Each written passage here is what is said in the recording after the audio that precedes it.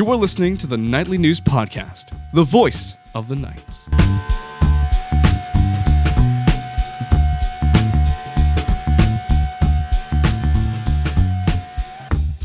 Welcome, everybody, to the Nightly News Podcast. This is Professor Paul Miller, and I'm so honored to be joined by the Athletic Director for Central Penn Knights Athletics, Kasey Hicks. Kasey, welcome back to the show. Paul, it's always one of my favorite places to be. Thanks for having me today. Well, it's most certainly our pleasure. Also being joined by Nightly News, and I got to point this out, Noah, now President. Nightly News President Noah Lopez. Noah, welcome back to the show. Yes, President. Hello, everyone. Well, the main thing of business today is chatting I hate to put it this way, but it's almost like athletics off season right now. There's not really anything actively going on until soccer begins later on this summer. So this is a pretty good time to reflect, look back at some of the successes of last year, look forward to what's coming up in 2025. Of course, soccer season coming up. We're really looking forward to a big homecoming celebration in October. But as we look back, I mean, Kasey, you can't, in the history of Central Penn Athletics, there has never been a frankly more successful year than we had. You're talking national runner-ups for men's soccer. You're talking multiple berths in ESAC championships. And, of course, the first time at the Small College World Series for the men. So, I mean, as you look back, I mean, gosh, it's really amazing to think about the year 2024, 2025. So as you look back and reflect, what were some of I know this is a really tough question because I know you don't want to exclude anyone, but as you look back, what were some of the things that you really reflect on in a positive way? I think you just named some of the big hitters from the 25 past seasons. Our teams are consistently competing for conference championships now. I mean, and that's across the board for both men's and women's sports. So for me to have both sides of the house elevated and competing for these conference championships year after year is huge. Our roster sizes are something that speak to me, because I see all the hard work that our coaches put behind the scenes and getting out there and winning these games and competing for conference championships, making it to national titles. That doesn't happen without the recruitment. And that's hours of emails, texts, phone calls, going to games, traveling. So our coaches are such an asset, and I'm so grateful for them because the success that we've seen, especially this past year on the national level, but even you look back the past 3 years, our teams have continued to just climb the ladder. There really hasn't been much setback, and that's a testament to our growing roster sizes. Our baseball team, is up to about 40 kids. That's amazing. Our men's basketball team had 37 kids at tryouts. Obviously, we had to make some cuts there. But the rosters are just strong, and we're bringing in solid athletes, and most importantly, we're retaining them. So that retention rate and the academic success of our students is something that we don't see in between the lines on the field, on the court.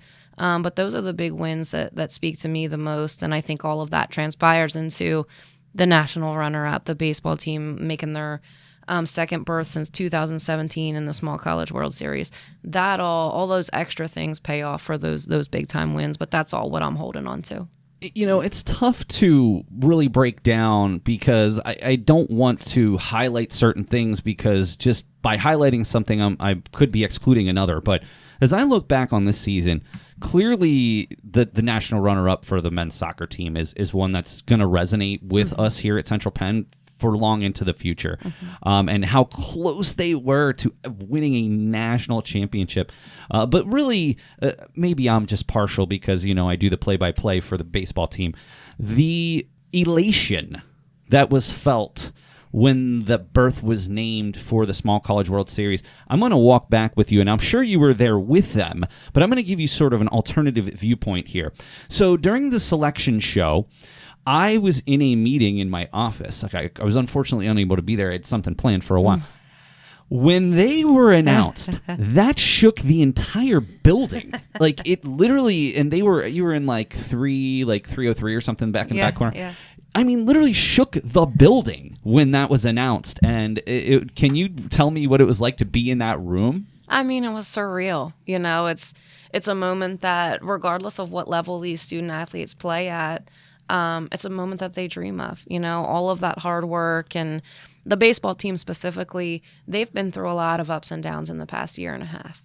Just with changes and adjustments, and finally, after, like I said, 2017 was the last time they had that nod. So to finally hear their names called and see that hard work, and most importantly, their resiliency pay off. You're right. The room totally shook. It was The loud. building, We were Casey, exciting. the building. Was not it just actually the room. shaking? The building was actually Yes, shaking? like literally. No, you know where my office is. Yes. My yes. office was just below. I don't know if it was right on top, but I mean, literally the whole corner of the building shook from the yelling and jumping up and down and screaming, Wow. and it was unreal. Just from that sheer announcement. There, I didn't even need to watch the announcement. I You heard knew, the you knew. announcement. You heard it for sure. That's funny. Yeah, I didn't realize it was across the whole building. But hey, you know nothing what? wrong with that. Who cares? Exactly. It shows their passion and their dedication, and that actually makes the story even better for me. I was happy to be there live in the moment, to be able to see them and their reaction.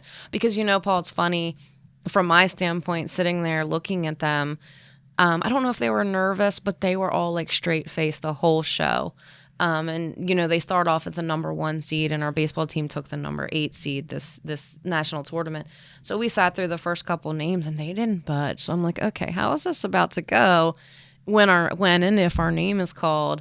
But as soon as they heard their name, they woke up. I think it's just one of those things. You're sitting there crossing your hands, You're hoping that everything goes the out. big moment to happen. The But it was explosion. exciting, and it's funny to hear that you could hear it from other areas of the building. But it shows their true, genuine excitement. I just want to talk about one thing about the Small College World Series, and it's so the first game, Cam Smiley, and I was very lucky to have Cam in my class last term. I was, working with him throughout this whole process. He gave up 5 runs in the first inning of the first game. And it was just like, oh my gosh, all of this hard work and dedication. Well, what did the Knights do? They picked him up. He ended up battling through that first inning. They came back. They put, I believe, 8 or 9 runs on the board. And I don't believe he actually got the win in that contest. But it just goes to show, and he ended up being the Cy Young recipient in our annual awards column. And I pulled him aside when he got back, and I said, man, that is one of the most incredible performances I've ever seen, not just from you, but from the team. So talk about how, even though, it wasn't all sunshine and roses for the Knights, they did get their first victory in the Small College World Series. But tell me a little bit about that game. You were there. What was it like to go down 5-0 and then to immediately hit the roller coaster and take the lead? Yeah, I mean, the entire first inning was extremely disheartening. And, we were like, going into something after not being there for so many years, you're like, do we belong? So we're going into this USCA national tournament, haven't been there in, 8 years, and now we need to prove that we belong there. So that first inning, I remember myself and leadership were sitting there like, oh man, this isn't looking good for us. And well, it's not like we're just down at F&B Field. I mean, you guys had to take off work. You had to go west 3 hours. I mean, it was a whole production. Yeah, we were definitely a little bit nervous there. But, I mentioned the word resilience through the battles that the baseball team has fought personally off the field. And that's exactly what you saw, from this second inning on. I mean, the team rallied around each other. And I think something that makes our baseball team so special is the word brotherhood comes to mind. And the same thing comes to mind for our men's soccer team. And that's why you've seen the success for these 2 programs the way you have on that national scale. Even just on campus, you see them eating lunch together. You see them picking each other up. You see them challenging each other in the classroom. After going down 5-0 after that first inning, that's exactly what they did. They rallied around each other. They picked each other up, and they just came back there and chipped away 1 inning at a time. It helps that Nick Joseph came out, the next inning and hit a home run for us and put us on the board. So there was something exciting that, helped to elevate them and pick them up. But it just takes one spark, and then you just keep building off of that. And that's when you believe in each other the way this baseball team does and the way our men's soccer team does. Our men's soccer team made it to the national tournament, and they weren't supposed to make it to the national championship game. They had no business being there. But they did it the same way the baseball team did. They did it together, and It's my hope that, our other programs on campus can see the model that is the baseball program and the men's soccer program, and the way they, kind of just come around together, and the camaraderie that they have. That's what brought baseball out of that negative spot and helped them get that first win in that National World Series. Before we turn the page on last season, I want to bring Noah in here. So Noah, last season was your first opportunity to work with sports. Not only did you do production for our basketball, which I look forward to having you back again for that, but you also did photography for the baseball team on several occasions. So while I know that coming into this, you've even admitted that your sports knowledge and expertise... It's zero. Well, it's not zero now, because you've now worked in sports. It's 3 of 100 But now. tell me what it was like to have that opportunity to do production, to do photography. What were some of the high points for you as you think back? I mean, the best part of doing photography for me is you get to go places because you're holding a camera in your hand. So you get to walk wherever you want. And most people are like, oh, you're taking a picture. That's fine. Well, I mean, and I have a little, I guess I have an eye for photography. I've always been natural to that. Just like, I just take pictures of things that I think look cool, or that will look aesthetically pleasing to the eye, that will draw in someone and want them, like, make them want to look at it. So a fun experience from that is, one, getting to see a baseball game in person, which I haven't seen one in a long time. I think I've been to one Senators game in my life. But I haven't been to many baseball games, so that was cool. Being able to go up into the booth, I basically memorized every little nook and cranny of that field at that point, because I had to go everywhere to try to get shots. So that was awesome. I slowly learned, and I know some of the names of some of the players, but I mean, I don't have a crazy relationship with them, but I was in the dugout at some point, so I got to see what that looks like, and like seeing the field from the ground, and that's a nice view. Doing production for the basketball games was also awesome. I like basketball a little bit more than baseball.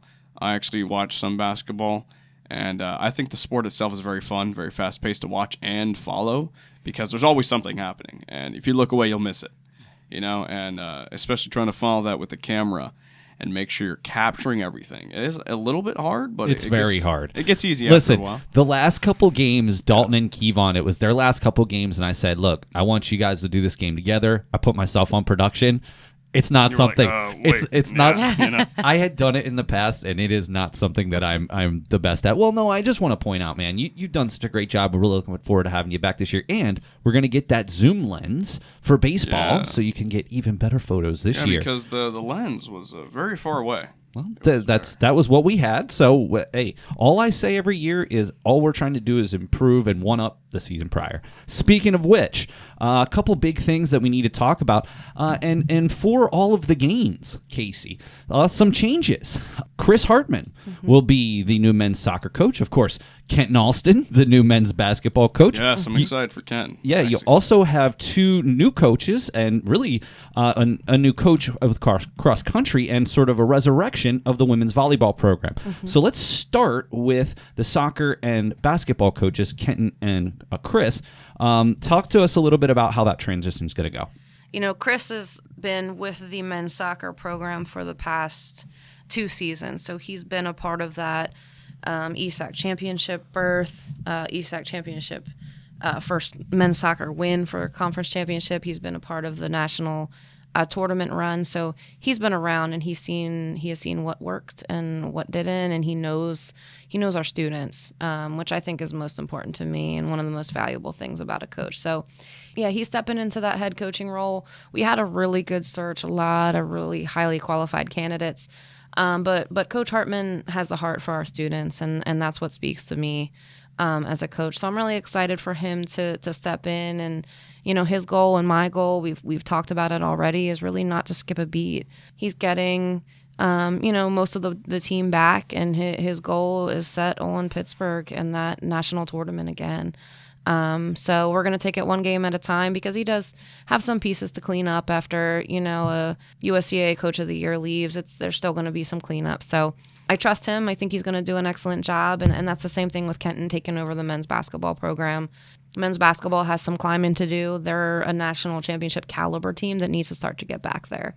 And Kenton, in the same sentiment I share about Chris, Kenton knows our students, and he's here full time in the athletics with me, so he has a passion for these these students that we work with, and I trust him wholeheartedly, and I know he's really excited to hit the ground running. So he's going to be a great leader, and more importantly, a role model for our men's basketball team and help get them back on the map where they need to be. And both Chris Hartman and Coach Rudy Gorbeski for our soccer team will be on later in the term, and absolutely we will have Kenton on before the beginning of the basketball season, talk to him a little bit more about that. But Kasey, what about not only the new cross-country coach, but women's volleyball? Yeah.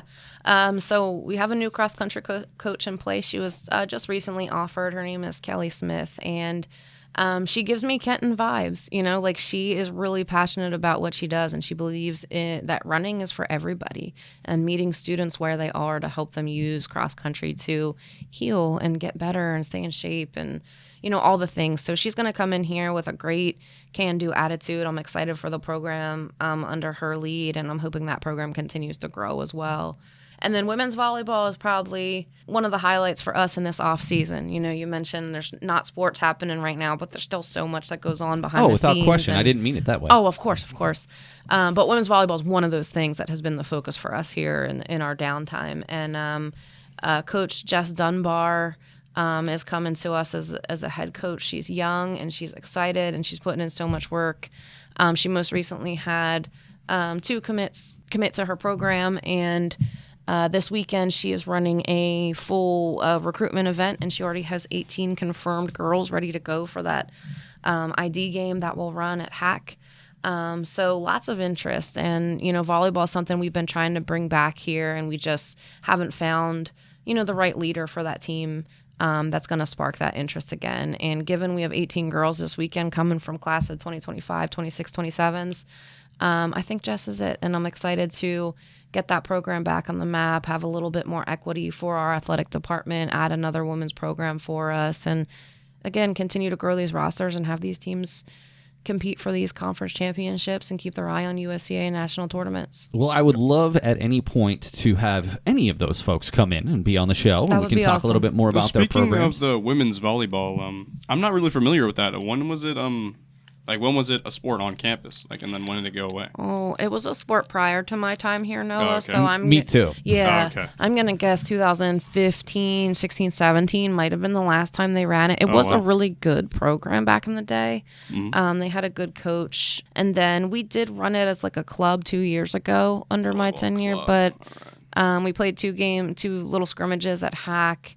But it just never took off the way we wanted it to. Is Hack where you guys are going to use your home field as, or are you going to use the... We're going to use Hack, yeah. Oh, okay. Yeah. Awesome. Well, one final thing that I would be remiss if I didn't mention, just recently, right before we are recording this, the Hall of Fame, Central Penn Knights Athletics Hall of Fame, recipients from this year, inductees, I suppose you would say, Tristan Lundy, Dave Baker, Zach Morrill, and Quentin Heckard, all named to the 2025 Athletic Hall of Fame. Personally, I've known 3 of the 4.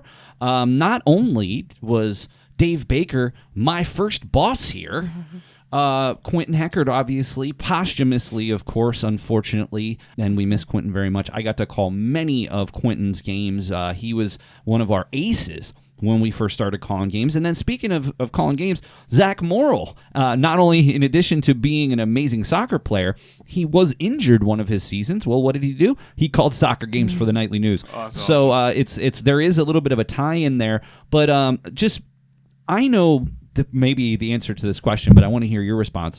So I am part of the selection committee, and we had serious deliberations about this. But most importantly, and we just talked about this off air, what was it like to get to deliver the news to these people? Yeah, that was single-handedly the best part. I was happy, circling back to this Hall of Fame, we haven't had an induction class for over 8 years since I started. So this is the first time we're bringing in another group of inductees, and we'll continue to do it every 5 years. But I was worried about the number, the volume that we would have to choose for, because archives are tough to find around here. And, we really relied on the campus community, the outside community, social media, to help us form these nominations. And we ended up with close to 30 nominations. It was which unreal. Is It was phenomenal. staggering. Yeah. And it was so difficult to go through them. And I mean, even me, who's been here since 2013, I mean, some of these folks, it's just like a who's who of Central Penn athletics over the past decade and a half. Yeah. And it was,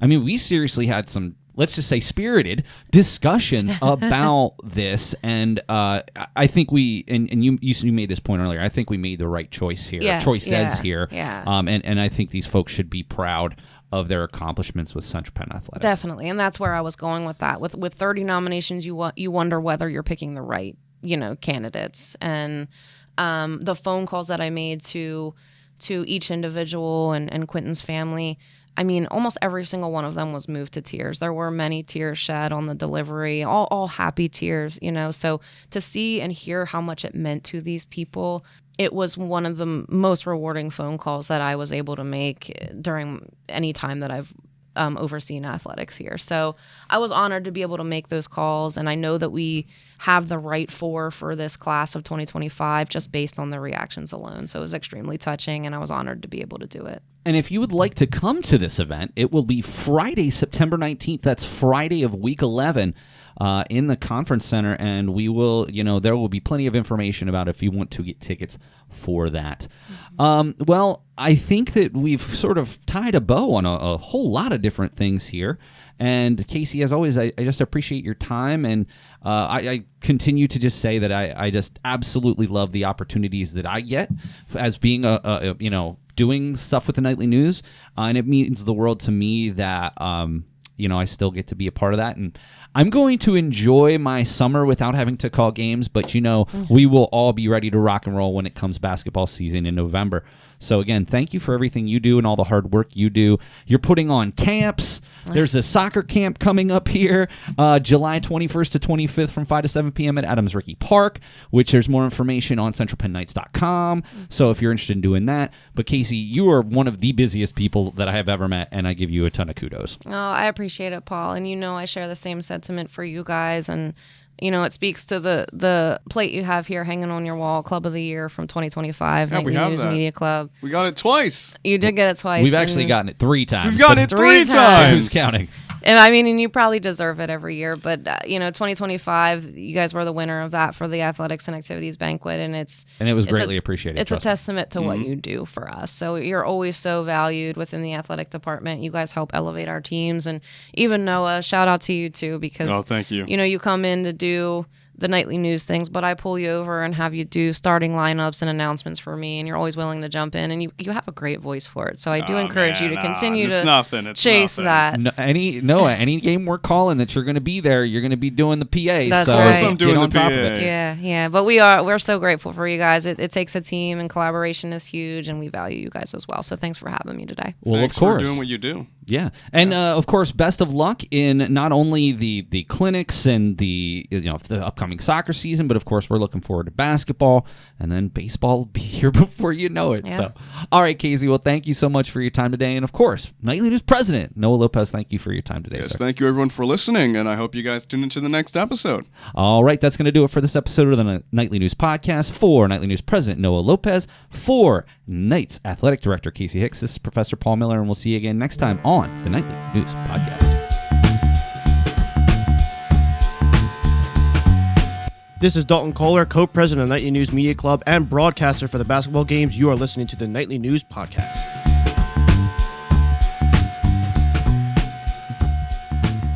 Welcome, everybody, to the Nightly News Podcast. This is Professor Paul Miller, and I'm so honored to be joined by the Associate Vice President of Student Services, Dr. Erika Wilkinson. Dr. Wilkinson, thank you so much for joining us on today's show. Thank you so much for having me back. This is always an exciting time on my calendar, and I look forward to being here. Well, we look forward to having you, and we're going to talk about all types of things that are going to be happening here at Central Penn over the summer. Also being joined by one of my favorite people in the world, the new president of the Nightly News Media Club, Noah Lopez. Yes, thank Yay. you. I am now the president of the Nightly News, and my journey here has been great. I appreciate everyone's support. But we're here to talk about you. So. Well, hold that thought. Yeah. I think it's important that we take a moment to talk to you about this new position. We will most certainly save plenty of time to speak with Dr. Wilkinson. Okay. But this is actually your first podcast that you have now been the president Yeah, of. my new promotion. So let me ask you this. Tell me a little bit about when we met last term during our final meeting and we started talking about this, what did it feel like to you? I mean, you kind of knew this was coming because we had, 5 graduates in the Nightly News? Yes. But what did it feel like the first time you actually heard it said out loud? It felt pretty important, that's for sure. I mean, the title of president does, it looks good on any resume, right? You have a leadership role and you can kind of reflect upon that when you're in an interview within a career. When you're trying to get a new job. But what I really thought of this, when I first was told I got this role, was what I could do with my new found power, as you could say. Well, don't let the power go to your head. To just help the club be better and just what improvements I want to make. Because there are a lot of new things that I want to do with the club that can improve, quality of life and also just help market our club better and give us more attention and retention. So. Well, I really appreciate that, and I don't want to sort of give spoilers here, but Noah is actually going to be working on a new video project. In fact, just earlier today, we had a meeting, and you're going to be using the green screen area that we have in our studio. No spoilers, but it's going to be great. It's a big thing for the Nightly News, and I think if this really follows through, the Nightly News could be pretty famous on campus. I'm not gonna lie. We are Club of the Year, so I suppose we already have a level of fame, and I want to thank you, Dr. Wilkinson, for helping us out with that as well. Well, we are going to go. Noah, you're going to do a great job. I'm so proud of you, and we're looking forward to all the big things you got going on. Of course. My only request, continue to put any things that you have going on the College Planner calendar, because I send out the weekly engagement email that tells students what's going on campus. And so when I check the planner, I often include the Nightly News meetings so that students maybe who are not aware of the organization can participate. But if you have any things going on that you want the campus to know about, putting it on the planner is a great way for me to know as well so that I can add it to our weekly emails. I want to thank you for that. And that's not just for us. Anyone can send out anything to Dr. Wilkinson if they want an event to be put in the planner. So keep that in mind. Yes, for sure. But, since you're here in the new president role, I thought I would just mention that. Oh, yes, of course. And, of course, we'll put all of our meetings, and, of course, we have a very big event in the fall term. We do, and I was one of the privileged ones to be invited. I'm very excited about this. I am, and we're very happy to have you. So we are talking about the Nightly News Hall of Fame, but we will shelve that for another episode because we've got lots of amazing things to start here with Dr. Wilkinson. Well, Dr. Wilkinson, one of the biggest things that I want to talk about in terms of one of the sort of pet projects that you've worked on over the past really year, at least if not more, is the Bridge to Success program. So first of all, can you tell us a little bit more, maybe for those who might not be familiar with what the Bridge to Success is? Can you share with us a little bit about what it is, maybe some things that have come in the past, and then we can look forward to what's coming up in the summer term? Absolutely. So the Bridge to Success program was a casual way to create engagement opportunities with students that provided some underlying objectives that were co-curricular in nature for their classes such as leadership, communication, finance, things like that. But they were in a more casual setting such as the Learning Hub. We often tried to bring in leaders to be guest speakers for these types of events. And there's often usually food and snacks provided, so that's a good enhancement. It's the best part of the event. Exactly, right? Yeah. So if I feed the students, they often will come. Yes. The college's academic year runs from summer through spring. And so during each spring term, the student services team does a lot of assessment, meaning we just kind of reflect on what has worked well, what could we improve, what are we seeing as trends. And sort of segueing into the summer, one of the things we recognized was we were doing everything in the hub, and that though that's really good, it would probably be beneficial if we get out of the hub and meet the students and the faculty and staff maybe in their, quote, natural environment. So as we were planning out our Bridge to Success for the summer, we are looking to do, again, some of those larger sort of group activities, such as in week 2, we are doing an event with Dr. Brant Ellsworth on how to use artificial intelligence for homework help so that students can see how that tool can be used appropriately for classes and can be a teaching aid as well. I think that's awesome, by the way, because ethical use of AI is going to be very important for the future. just because of how fast and rapidly it's evolving. So, Well, I appreciate that insight. Thank you. Because sometimes there's a lot of pressure on my end to come up with these topics. So I appreciate your insight on that. And it is inviting to the faculty, staff, and students. And thanks to Dr. Miller, I did invite and put that on all of the faculty's calendars so that they would be aware of the time and date. And it's done during Common Hour to make it easy for everyone. And then we're looking to do some other things. Oh, let me pause for a minute. That event will be in the ATEC 200. So that will be in the ATEC building. We're doing a mental health check-in. We know the pressure and stress of classes can get to students, so we're going to do a mental health check-in in the ATEC lobby, trying to catch students and faculty and staff as they're coming and going. So we're excited about that. We also have yoga. We are doing yoga this semester, or this term, this summer. new. We're doing outside yoga. outside. Outside. I can say one thing. So when I was at the Penn Ace conference with Steve in the spring term, they called it like a pre-conference activity. So if you went Tuesday, there were a few different pre-conference things, and then the conference actually started at 10 o'clock on Wednesday and went into Thursday. They had a pre-conference activity, which was yoga. It was more like relaxation, but they had a small thing of, so I did yoga for the first time, and I'm just telling you, I'm awful. I am not flexible at all, and it was actually kind of painful. And that's the point of yoga, to get flexible, right? Exactly. Well, you got to start somewhere, I guess. Exactly. You have to start somewhere. And this is really looking at yoga as, I think, as you mentioned, a relaxation technique, right? So helping students maybe use it to control breathing, to help relieve stress. We did a session this past spring on tech neck, which is when students have their chin down. We're trying to make the topics relevant for the students, and it's very holistic in nature. So yes, it's academic, but it's also taking care of their mind, their body, and their spirit as well. So we're looking forward to a lot of that type of thing. We are also doing building credit, because a lot of the decisions our students make this stage of their life have long-term impacts. So we're doing a session on how to build credit while you're in college. And those are some of the highlights of what we'll be doing. Let me ask you, so obviously this has been very successful. I've had the opportunity to come over on several occasions, and I've also had the chance to present on an occasion, which I really appreciated the opportunity. Every time I come over, it is extremely well attended. So, but I do appreciate what you're saying about not having every single thing in the hub, trying to get out and move it around a little bit. In your experience in working with Bridge to Success, and this is the first full year that has been implemented, what would you say are some of the successes generally that you've had as a program versus maybe some of the individual sessions? I think a lot of the sessions that deal with finance, money is always a big topic. Last term, we had financial aid come in and talk about what will happen when you graduate. Like, what's that next stage that's happening? So finance is always big. Bringing alumni back. Students really enjoy hearing from their peers about what did they learn here while they were on campus that they took out into their job that was the most beneficial. And the greatest thing I hear from our alumni is engagement. Like, Noah is a great example of being engaged, participating. And so those are the kind of things we're trying to help the students to understand. Ways to be engaged.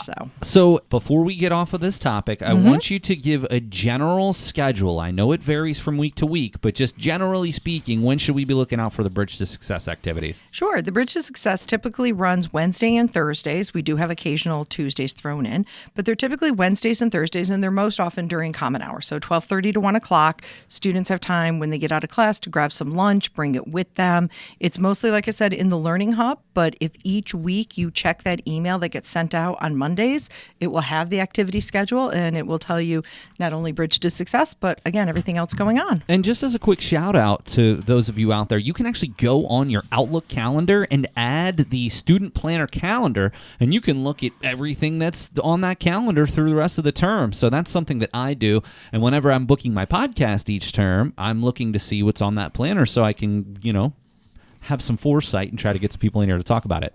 Well, another thing that you've done that I think is really, really cool and has had some successes recently is the Knights Roundtable.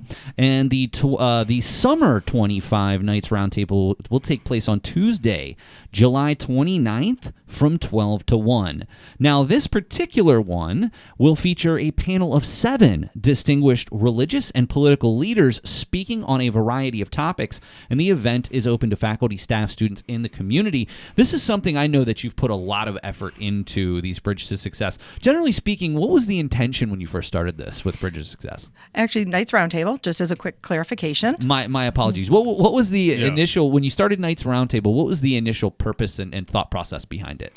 Sure. The purpose was to take societal global topics that our students may not have a lot of exposure to, but are impacting the world around them, and bring in, again, experts in these areas to help just expand a student's knowledge. But because we look at ourselves as being learner-centered here, we look at our faculty and staff as learners as well. So these type of roundtables are really meant to bring everyone together as learners, and that then hopefully maybe faculty will take something they learned or heard back to the classroom, and again, just kind of keep that learning going. So we started back in the fall of 24 with civil discourse. We were seeing that during the political leading up to the election. Wait a minute. There was political and civil discourse leading up to the election? I know. Sure. Groundbreaking. Hold on. on. This is really, really weird news because I remember it being completely silent. Really? Yeah. Yes. Yeah. You're obviously not following X or prior Twitter or anything like that. Who calls it X? I don't Come know. on. But so, we just thought that we recognize that our students in their lifetime did not have the political history that maybe like Dr. Miller and I had, where the landscape didn't always look like it did in the fall. And so we started with civil discourse. How can you disagree with someone without them becoming your enemy, without it becoming contentious and hostile? And so that's how we started. Fantastic. When the president came into office in January, we knew immigration was one of the top issues that administration was looking at. So we brought in speakers to talk about what is a sanctuary city. We brought in a speaker who talked about her own immigration journey and what she had gone through. And so, again, just helping to expose all of us on the campus to just topics and understandings that are beyond our normal scope.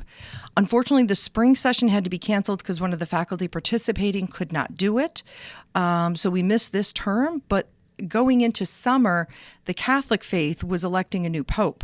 And there was a lot of conversations around what will that new religious leader, what will that impact be in the world of politics and those types of those areas. So that's what kind of sparked that idea for me of where is that intersection with politics and religion, and how do you balance them, and some of that. So I put a call out, and I have to just give a shout out to this college community. When you email faculty and staff, they will reply. They will come through.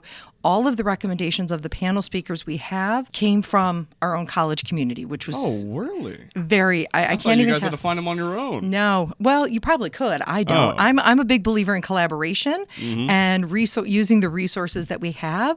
And so, I reached out and very excited about the group we put together. We have some academics. We have a rabbi. We have a Catholic priest. We have 2 pastors. And we have the Dauphin County Commissioner, Justin Douglas, who is also a pastor. So it's a nice mix of individuals. So we're really excited about that group. And again, open up to the community, but just talking about in their experiences, where does the intersection of politics and religion come? Well, and that's my next question, honestly, is we know that politics and religion are 2 of those topics that often are avoided. Now, I believe on a college campus, this is when these types of communication should be fostered. But in our political and religious climate right now, did you get any pushback from anybody as far as doing this subject? No, and that's actually the first question I'm going to start the panel off with is why did you agree to be on this panel? Right? I mean, because you're right. A lot of people, and your support and your comment is exactly right, and why I have the support of this campus to do these kind of topics.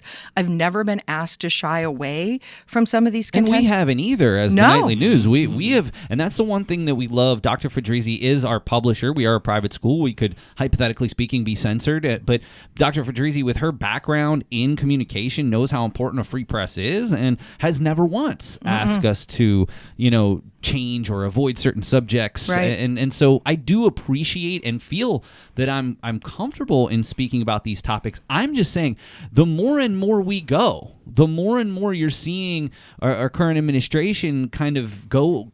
I mean, I know hopefully we're not on anyone's radar, but big schools who are kind of speaking out against him are seeing massive repercussions. So you really kind of don't know where we are right now in the general sense, maybe outside of the school walls. Yep.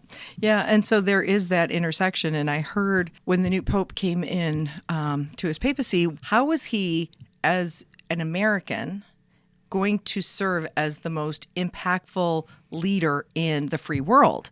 Yeah. And it was very interesting in that, how does President Trump feel about an American pope? And his religious leadership may be more influential than the president's. And really? That kind of conversation. And so we've had great participation from the people who come. I encourage the faculty to provide incentives, shall we say, for their classes to come and find ways to integrate it with their classes. But yes, we try not to shy away from the difficult conversations because, to your point, this is an institute of learning, right? And if we go back to the roots of the civil discourse session we had and we talk about that we're here to listen and learn and not to argue or dismantle someone else. No one is trying to change your opinion or your beliefs, but we're just trying to help expose you. If you've never met a rabbi before, what does Judaism teach? And I think what a lot will learn is that there's more overlap than people probably realize. So I'm very excited about the topic. Everybody who's attending. Here was really the funny anecdote. The Jewish rabbi recommended the Catholic priest. That's very He's like, interesting. I'm very good friends with the Father. irony there. He goes, I'm very good friends with Father Lisette at St. Catherine's. Have you reached out to him yet? And I said, no. He goes, I'll make an email introduction for you. I go, thank you. That'd be great. I actually have a question about that regarding that. So with these roundtable events, you're mainly want to cover religious and political topics. Do you ever plan on doing any topics on societal injustices or maybe ethical business practices or struggles in the future? Absolutely. All So right. every term we will start looking at the next. So as soon as this event's done, I'll start planning the one for the fall. Is it all based on current events happening right now? Because you based the other one on like the election discourse, right? So A little bit. I try to make it relevant, to what is going on, just to help inform our students and our college community in areas maybe if you only get your news from social media, it's a little bit maybe biased or one-sided. Yes, a little bit. It is always biased and one-sided. I'm trying not to speak in absolutes here. I'm just saying, not making assumptions, but It's biased. Okay. I didn't say that. I'm just saying my job is to help educate and expand and broaden a student's understanding on a topic. And I think that's what college is all about. Yeah. Like, to me, that's what, even in my own experience, I never felt like somebody was trying to push me into a certain opinion. And I teach media and politics, and most certainly our class will be at this because it is so valid to what we're talking about. And I've taught media and politics a dozen times. I have never tried to push somebody toward my ideology. What I'm trying to do is say, here is an issue, here are both sides of it, here are how this side frames it, here's how this side frames it. But really what I push is we need to go away from just relying on one news source. Or, to your point, just the stuff that's showing up in your feed. Part of the reason that what is happening to the press, as somebody who teaches future journalists can say, is freedom of the press is so important because if there isn't freedom of the press, and for instance, if the Associated Press is not allowed in the Oval Office, that significantly increases the amount of bias that's going to be in your news because it's only going to be hand-picked folks who are most likely going to report in a positive way for that particular government official. So anyway, I don't want to get down that path. My point is I love what you're saying about just exposure because frankly, in a topic like this is something I'm not even knowledgeable in terms of religion. So I think that this is going to be a great addition to what I'm bringing to the table because it's going to come at it from a different perspective on a different subject matter, which is what I love about this. And again, isn't this what the college campus is for? these types of discussions. I It's think for so. this, and it's also going to build great community. I hope people from outside the college come too, Yes. and learn about a little bit about what Central Penn is all about and what we believe in, and how we believe in this ideology of equality. And we want to have all ethical thinking here, right? Absolutely. And so, yeah, I that is, I don't want to say one of the most enjoyable parts of my job, but I do find it very challenging because I think, to your point, Dr. Miller, I'm not an expert either, right? Like, We can't know everything about everything. exactly. It's not possible. It's not. So, but it's exciting to help expand. I have kids that are in their early 20s, so I look at things from their parameter, like their vision and what they've experienced. And again, in the election year, I'm like, you've never lived through an election that didn't look like this. I mean, know. that's how we started with the civil discourse. So, no, I'm really excited, and I'm always open to ideas. So, faculty, staff, students, if you've got ideas on larger societal topics, like you were mentioning, ethics in business and things like that. I mean, I love those kind of topics. So email me them, and we can definitely explore them, because I do think it takes a community and collaboration to make these things come together. So 100%. I'm looking forward to it. I'll definitely go to it. Yeah. thank you. Well, what I will say is we talked about a great deal today. Not only the successes you've had with the Bridge to Success, that's on Tuesdays and Wednesdays. Make sure you check the weekly schedule to see both the time and the venue. Most of the time in the hub, but we'll be venturing outside of the hub on occasion this term, so keep an eye out for those. And also just keep in mind that on July 29th at 12 o'clock is the Knights Roundtable, Religion and Politics, and that's going to take place in the ATEC building as well. I'll put some more information about all of these events on the article that accompanies this piece. But Dr. Wilkinson, all I can say is thank you so much for not only the Bridge to Success, I think, has built such great community, but the Knights Roundtable, I can just envision continuing to grow and continuing to be a marquee event for not only our students, but faculty, staff, and community each and every term. Thank you. And this kind of exposure and getting to reach mass audiences through the podcast is always exciting, which is why I greatly appreciate being invited. Thank you for being on the podcast, and we love having guests like you. So Well, and mass audiences, thank you. I appreciate that. We have massive audience.